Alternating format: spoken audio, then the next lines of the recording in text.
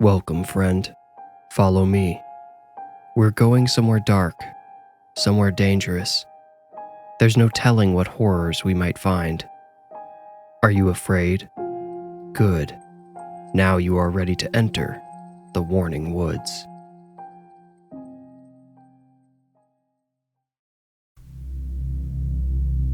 The house was smaller than the Forsters would have liked, but it was a home. What more could the family ask for, with the market constantly swelling like a wave, its ripping undercurrent threatening to yank their feet out from under them? Despite their healthy financial habits, the housing market still made purchasing a home feel less like a goal and more like a dream. Each time Duncan and Shonda Forster thought they had a healthy down payment, the market would shift, or interest rates would, and make the cost of purchasing a house more and more prohibitive. When a 3-bedroom, 1.5-bathroom bungalow on a half-acre lot appeared for just over $200,000, the Forsters pounced on it. Faye, the oldest child and only daughter, had lived in rentals for all of her 16 years. She had never been able to paint her room a color of her choosing, hang artwork with anything but tiny nails, or put a lock on her bedroom door. She was excited to finally make her room her own. Faye's younger brothers, Alec, age 11, and Jordy, age 8, didn't care as much about colors, but they were excited to move nonetheless. More excited than any of the kids were their parents, Duncan and Shonda. For them, the dream of owning a home predated their marriage. It had seemed like a reasonable goal when they were engaged, then slowly became less and less real. Now, it was finally reality. Their cream-colored bungalow had charm to spare. It had a gabled roof with wide eaves painted blue to match the shutters and front door, and an adorable front porch. One of the first comments Shonda made when touring the house was how nicely a swing would fit on the porch. So one of the first things Duncan did after they moved in was install one. He put the wide swing off to one side, facing the side yard so they wouldn't have to stare at the house across the street as they swang. The evenings were still quite chilly, but he knew in a few months they would turn comfortably cool, the type of weather for cozy blankets and sweaters. And then the swing would be a lovely place to spend the evening with his wife after the kids turned in. The boys were a little frustrated with still having to share a room, but their complaints died young. The full bathroom was about the size of most people's half bath, and the half bath was basically a closet with a toilet in it. The kitchen was too small for a dishwasher, and to fit everything in the cupboards, Duncan and Shonda had to donate or sell much of their kitchen wares. But they were happy. Something about the house, cramped as it could feel at times, brought them all peace and joy. Little Jordy Forster invited his entire class over to his new house for a birthday party on January 21st. Only a handful of classmates showed up, but inside the small bungalow they felt like a crowd. Duncan played greeter, leading kids and their parents back to the living room when they arrived. There, Shonda had arranged card tables as game stations for the kids. Faye and Alec hid together in the boys' room, playing their own games, neither desiring to socialize with third graders or adults. A father who introduced himself as Dmitri Slapka brought his son a few minutes late. He pulled Duncan aside after his son joined the festivities. "Hey, this is gonna sound weird, but I think somebody out there was trying to get into your house," he said quietly through a broad mask of a smile. "Everything's fine," the smile said, but Dimitri's tone claimed the opposite. Duncan nodded toward the front of the house, and the two walked to the front door. Duncan unlocked it to look out, realizing Dmitri must have locked it. No one was outside. "What do you look like?" asked Duncan. "Pretty old. I was worried I might have to turn away somebody's grandpa or something." "You had to turn him away?" Dmitri nodded uncomfortably. "He walked up behind us like he was just gonna follow us in. It was like he was trying to look like he was with us, you know? He gave me a weird vibe. I let my son go inside, then I turned to the guy and was like, 'You here for the party?' And he didn't answer. He looked surprised I was talking to him."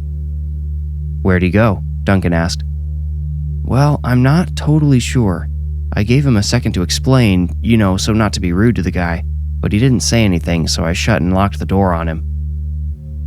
Duncan walked onto the lawn and looked each direction for someone walking away or perhaps hiding somewhere. They had lived in the house for a few weeks now and never had a problem with a neighbor or anyone else. "I can't even think of who that might have been," he told Dimitri. "Thanks for turning him away. Who knows how long it would have taken for us to figure out no one knew him." "You might want to keep an eye on your kids out here for a while, just in case. This town doesn't really see any crime, but..." Dimitri trailed off and chuckled. "My wife watches these crime docs. Sometimes I overhear them. It seems like every time she starts one, they're talking about some small town where nothing ever happens and, boom, a serial killer pops up out of nowhere." "Well, I hope it's nothing that serious," Duncan replied. "Sorry, probably not," Dimitri said, trying to laugh away his own ominous comment. "Anyway, we can get back to the kids. I just thought you should know." "No, thank you. I'm glad you told me. I'll tell Shonda after everyone's gone and we'll keep a close eye on things." The partiers soon filmed the living room windows with a thin layer of fog. The thermostat was set to 68 degrees, but the temperature read at 73. The extra heat made the adults' foreheads glisten, but they didn't mind. The kids' joyful, carefree voices spread contagious smiles throughout the house. Only one of the smiles was less than genuine. Duncan couldn't stop glancing through windows each time he passed one. He was on the lookout for any creepy old men hanging around outside. The man's specter would haunt Duncan's thoughts continuously for the rest of the party and long after the last guests left. Duncan told Shonda what Dimitri had told him later that night. She shared his concern, but gave alternative explanations, such as the man perhaps being momentarily confused. Maybe he had filed into the line of people going up to their front door during an episode of dementia. She speculated that he might have been too embarrassed to say anything to Dimitri after Dimitri woke him out of whatever state he had been in. The parents warned the kids to be on the lookout for any confused or strange men, giving only Faye the full story. She was frequently left alone with the boys, so it seemed prudent to give her the whole picture. By the following weekend, Duncan was passing windows without glancing outside. Almost no one ever walked by the house except their neighbor Nita, certainly no one fitting the vague description given by Dimitri. Unperturbed happiness returned to the family and filled their home once more. But the mood was soured once again on Monday night. Shonda had already settled into bed with a Gillian Flynn novel. Duncan was making his way there, excited to open a brand new Chuck Palahniuk. They could hear the boys talking in the next room over. They could hear everything in the house, and Faye had once awkwardly reminded them that she and the boys could hear everything too. Speaking of Faye, she could be heard in the kitchen, clinking through the cupboard until she found one of the smooth glasses she particularly liked. Duncan subconsciously heard her fill the glass. Then there was silence as she drank. Her footsteps went into the living room, then stopped. Duncan felt his hands go cold as Faye's suddenly rapid footsteps pounded toward their room. She opened the door without knocking, a sure sign of emergency. "There's somebody on the porch," Faye whispered. Shonda's book slapped shut. "Who?" "I don't know. I didn't look. Some guy, I think." "Wait, the old guy?" Duncan asked. Faye whined. "It's dark out there. I couldn't see." Duncan told her to stay with Shonda and sent the boys in there too. He crept to the living room, keeping quiet both to listen and maintain the element of surprise. He could hear the squeal of the porch swing's cold chains and groaning from the beams he had screwed them into. The chains often rattled in the wind, but that groaning only happened when someone was sitting in the swing. It was caused by weight drawing down, eliciting ancient strength from the wood. A gap of 2 or 3 inches separated the 2 living room curtains. The Forsters simply had not been able to find a pair that fit perfectly. That gap must have been how Faye saw the man she claimed was swinging outside. When Duncan entered the living room, he could see naught but darkness through that gap. As he stepped forward, a sliver of the porch became visible, faintly exhibited by shrouded moonlight. With each step, his perspective shifted 6 inches toward the swing. 4 steps in, the rear corner of the swing seat made a brief cameo before sliding off screen again. Duncan froze. The scene repeated, the corner peaking and fading again and again with spooky precision. The swing could not have been blown by any breeze nor rocked by any motion but the steady swaying of dangling feet. Duncan forced another step. He reminded himself of the darkness in which he stood. It was his friend, his shield against the intrusive eyes of whoever had stolen his family's tranquility. Another step, another shift in the vignette. Now a person's shoulder swung into view. The back of a head lolled above the shoulder, at least partially bald. Duncan shifted his weight forward and finally received a full view of the man on the swing. The man's face was turned up. His eyes seemed to be focused upon the brackets where the chains were attached. His mouth hung open and slightly crooked, as if in wonder or disbelief. Back and forth the grayly silhouetted man swung, never wholly visible through the sliver between the curtains. Duncan strained to puzzle together the stranger's face from the brief glimpses afforded him by the swing's slow velocity. Back and forth, in view and out, always in shadow. Shonda's ankle popped and nearly caused Duncan to fall against the window. She had approached stealthily, attempting to share her husband's view of the stranger outside. In less than a breath, Duncan stabled himself. He was sure he had not so much as brushed against the curtain, let alone the glass. He couldn't have given any indication to the man outside that he was under observation, and yet the man had vanished. When Duncan saw the abandoned swing, he tossed the curtain aside to catch where the man went, but he was too late. The only trace of the man was the swing he left swaying in the darkness. Shadows painted the chains black, making the swing appear to hover above the floor. The beams no longer groaned. The possibility of a ghost was first floated by none other than little Geordie, who had recently developed a roaring passion for all things spooky. The parents had not intentionally let the story about the man on the swing trickle down to their youngest son, but it had found its way to him through his siblings. Geordie's expression of interest allowed the Forster parents to view the situation through a childlike lens and explore possibilities their adult minds otherwise would have prohibited. They did not shut down the ghost talk straight away. They saw no harm in it. The idea of a ghost was strangely exciting to all of them. However, Duncan and Shonda made sure to remind their children to be careful in case the man had not been a spirit. Though he had not seen the man since his first encounter, Duncan often heard the swing's chains squeal and the beams groan late at night. The first couple of times, he got out of bed to look and found the swing empty but moving as if recently abandoned. He always made sure every window and door was locked before returning to bed. The parents briefly debated involving the police, perhaps asking for someone to stake out their home and watch for the nightly trespasser. In the end, they decided only to call if they saw the man again. Having their home observed by the police seemed like a quick way to ruin the peace they all felt despite the strange goings-on. After school one day, Faye bounded into the kitchen. Shonda was there already, filling a watering can for the indoor plants. She read excitement on her daughter's face and, before Faye burst apart, asked what was on her mind. "You'll never believe this, Mom," Faye said. Shonda's beliefs had already been proven more flexible than she thought, so she couldn't help but smirk as she listened to what came next. "I told some kids at school about the ghost outside, or the guy we think might be a ghost. Don't worry, I've only told people I trust." Shonda cut in. "And I'm sure those people told people they trust who told even more.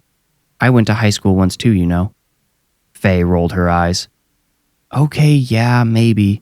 But nobody thinks we're crazy or anything, don't worry." "None that have said it to you directly," thought Shonda. "But listen, my friend Clara, remember her? She's super into all this paranormal stuff. She's got books and stuff about it.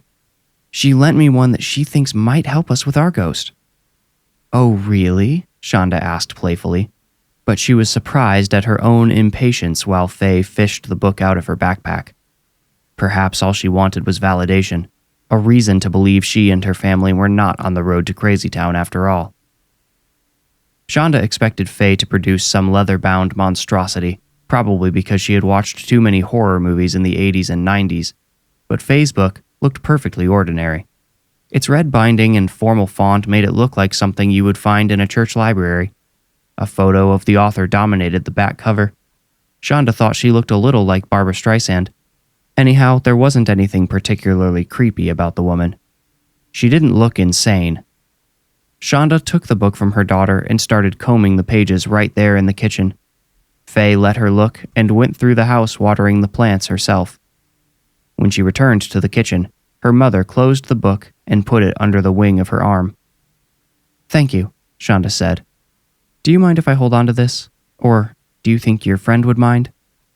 "No, that's fine," Faye answered. "But if something in that book fixes what's going on, you and Dad have to buy me a car."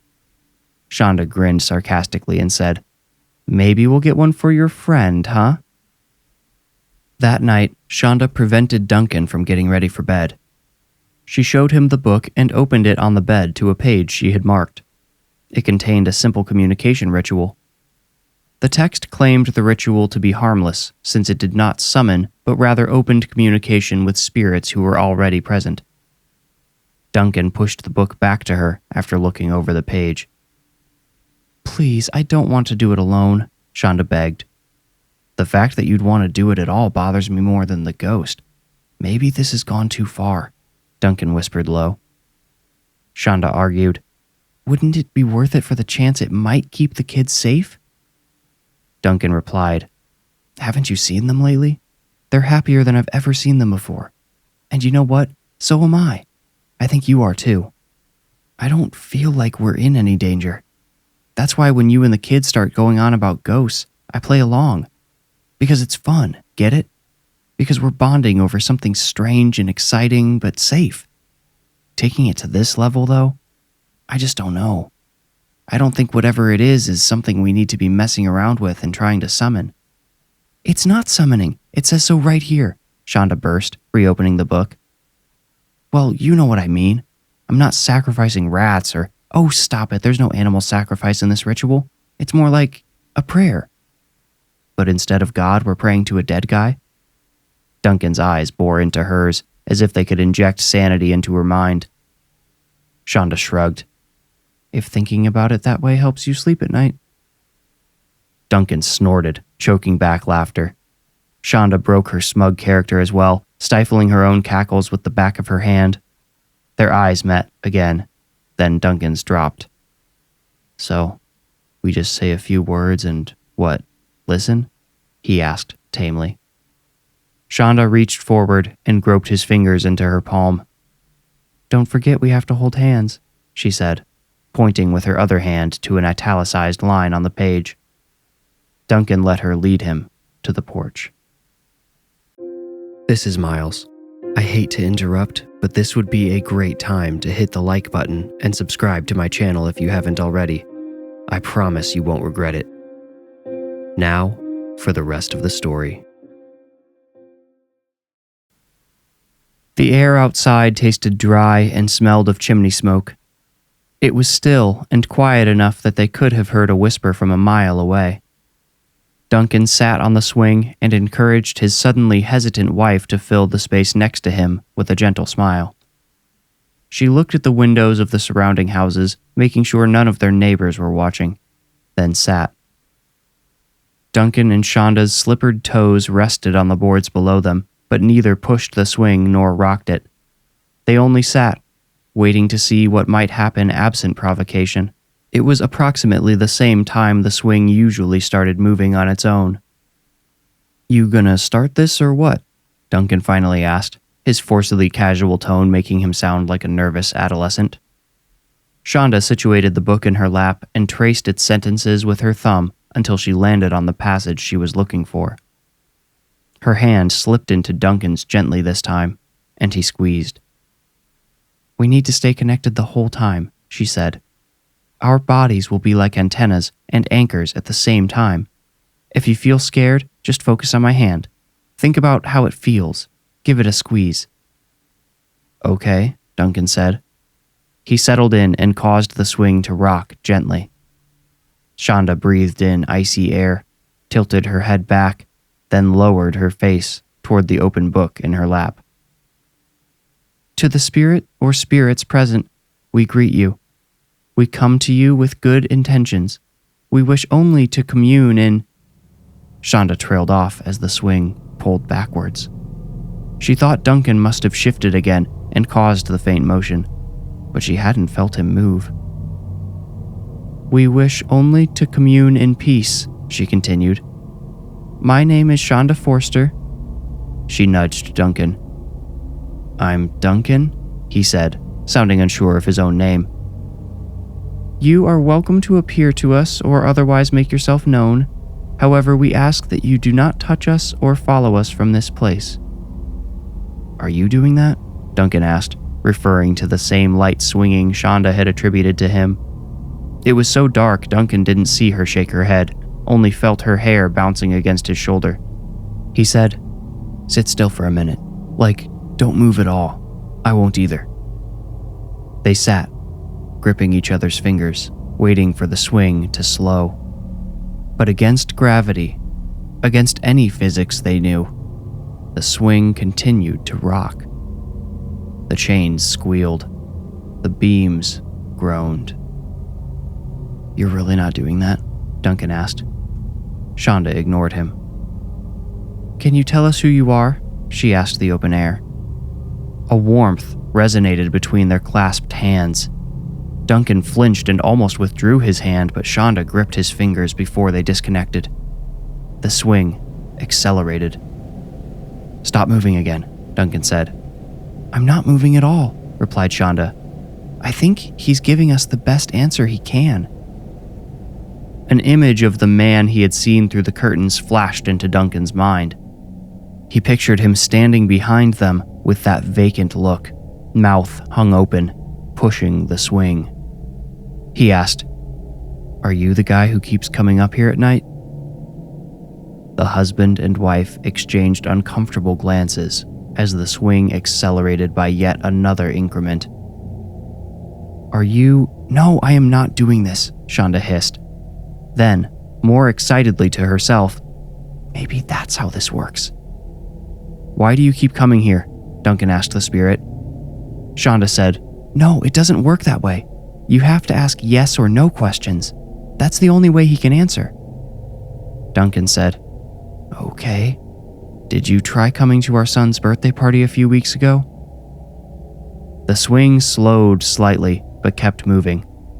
The couple wasn't sure exactly how to interpret this. Was it a no or a hesitant yes? Shonda asked an easier question. "Did you know someone in this house before?" The swing picked up speed again. She felt Duncan's warm breath as he shuddered beside her. The answer seemed undeniable this time. Shonda hopefully wondered if the system would still work without them sitting on the swing. Being pushed by an invisible spirit made her feel slightly nauseous, but she didn't want to risk losing their connection. "Did you live here?" Duncan asked. The swing rocked to its maximum velocity. Any more momentum, and the back would have started knocking against the porch railing. So it was the previous owner they were speaking with. They didn't know much about him, could not even recall his name. All they remembered was he had lived there for a long, long time. Actually, hadn't the realtor said the previous owner built the house? Yes, she had, Duncan now felt sure he remembered. He asked of the spirit, "Are you upset that we've moved in?" The swing slowed dramatically. There was no jolting resistance. It felt much like riding downhill in a car with the brakes on. The implication was clear. "So, you're not upset with us," Shonda said. Do you mean us any harm?" The swing now came to a gentle but complete stop. "No? So you don't want to hurt us or the kids?" Duncan questioned. The swing did not move. "Okay," Shonda said, sighing. Well, that's a relief, because we'd hate to have to leave. We really love this house. Your house. It's so cozy and warm. We've been so happy here, except we didn't know what was going on with the swing, Duncan finished. Quickly, he leaned to Shonda and whispered, "Is this really happening? Like, are we sure we're talking to him?" Shonda gave him a look and a nod that said, "I'll show you." She flicked a lock of her hair away from her numb lips and said, "This house is full of love, isn't it?" It felt like someone nudged the swing from behind. Shonda continued, "It's real. I can feel it. Did you build this house for your family?" Now it felt like they were given a full push. Shonda made a noise not unlike a giggle. "We should be recording this," Duncan remarked, but Shonda had disappeared in thought. She realized that to ask the spirit to leave them would be to ask him to leave a place he had constructed, a home he had once built for his family. She asked, "Is there any way we can both be here? I mean, I don't want to offend you in any way, but a ghost might, scare the kids." "Well, hold on," Duncan cut in. "He hasn't bothered us so far. We just didn't know what was going on before, right?" "Duncan," Shonda warned, grabbing his arm with the hand that wasn't holding his. By now the swing had settled in its neutral position again. Duncan ignored his wife. "The swing. Do you like it?" Again, the swing was nudged into gentle movement. "Well, how about we make a deal then? This can be your place. You can sit here whenever you want, and we'll leave you alone as long as you leave us alone in the rest of the house." The swing probably maintained its low velocity, but Shonda thought it might have slowed slightly. She made a quick addendum to Duncan's deal. "And in return, we'll keep filling your house with love. It'll stay what you wanted it to be. It can be like your legacy." The swing jerked suddenly, then continued swinging dramatically back and forth, unhindered. When it finally came to rest, Duncan and Shonda felt different. It was hard to describe how. Lighter, maybe? Certainly more at ease. Their hands were still clutched together, and separating them felt wrong. Shonda suddenly remembered why. "There's more on the page. Hang on." She read aloud, "Thank you for your communion, spirit. We bid you farewell and remind you respectfully not to follow us." Duncan's fingers slipped away from Shonda's. He had thought the ritual was over. He did not hear Shonda's shocked gasp because when he looked up, he saw the man again. He was standing across the yard with his back turned. "Wait!" Duncan shouted after him. The man turned slowly, a hollow expression on his face. For a horrible moment, Duncan wondered if he had just ruined their deal. The man's blank face and wide eyes reflected moonlight into Duncan's. He looked somewhat afraid, but something Duncan couldn't see stole the man's attention. He turned away suddenly. Shonda's hand snapped around Duncan's, and she added the final words of the ritual. "Now go in peace." "No, wait!" Duncan exclaimed again. Two forms had just begun to coalesce at the edge of the property where the ghost man stood, but Shonda's last words caused all three shapes to fade away into nothing. They had not come even close to discernible images, but Duncan knew, somehow he knew, they had been the forms of two women, one older and one younger. He rose from the swing and helped Shonda to her feet. As they went through the front door, silently rejoicing at the warmth which greeted them inside, the swing's chains rattled and the beams above it groaned. Duncan and Shonda shared a smile and shut the door. That spring, Shonda was crouched near the sidewalk, digging holes for a new row of bushes. A neighbor approached. "Nita, what a beautiful day for a walk," Shonda greeted her. "Yes, and a beautiful day for planting," Nita replied cheerily. The two shared a brief conversation about the boxwood bushes Shonda had selected to line their property. Just when Shonda thought the chat was coming to a natural conclusion, Nita asked, "Say, did you ever meet the man who used to live here?" "No, I never got the chance," Shonda replied, only realizing this was sort of a lie after she had said it. That's a pity. He was a sweet man, even after he lost his wife and then his daughter. So sad she was only 23. He was always so gentle and kind. He built this place, you know." "I do," Shonda said. She couldn't help but glance back at the swing, which was perfectly still. "Anyway, I've just been thinking about him lately. You know, it's funny. I still see him sometimes." "Oh? I thought he passed," Shonda said nervously. She and Duncan had since confirmed that the previous owner died in hospice shortly before they had purchased the home. "Oh, yes, of course," Nita laughed. "I only mean I think I see him. Just my eyes playing tricks on me, I suppose. I saw him over here all those years. Sometimes I think I see him relaxing on that swing. Ha, isn't that strange? He didn't even have a swing there." "Oh, I understand completely," Shonda replied, forcing a smile. Nita bid her good luck with the bushes and carried on with her walk. Shonda turned to the swing and noticed it gently rocking now. It could have been the breeze, she supposed. Probably was, really. But perhaps, just maybe, it wasn't. Duncan shared an interesting theory with her later on. He had still not stopped thinking about the two figures at the edge of the property. It was easy to guess they were the owner's wife and daughter, but why wouldn't they have already been with him? Duncan wondered if, once he had crossed over, the man had gone looking for his family and brought them back to their home. He might have been scoping it out to make sure it was safe for them, protecting them as he had in life.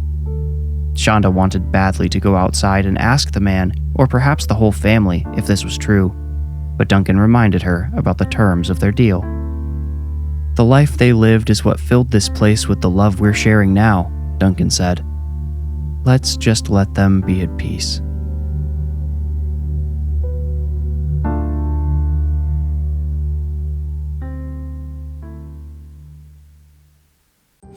If you enjoyed this story, please leave a like and subscribe to my channel.